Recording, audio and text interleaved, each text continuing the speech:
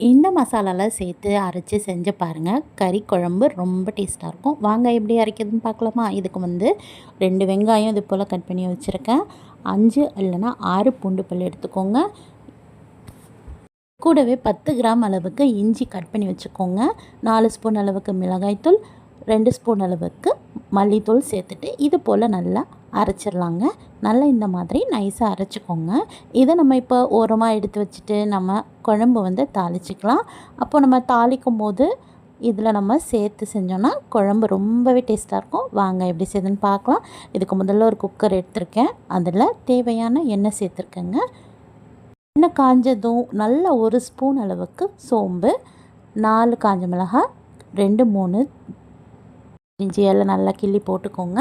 பட்டை துண்டு 1 இல்லைன்னா 2 சேர்த்துக்கோங்க. இதெல்லாம் நல்லா பொரியட்டும். நல்லா பொரியும் போது நல்ல வாசனையாக இருக்கும்.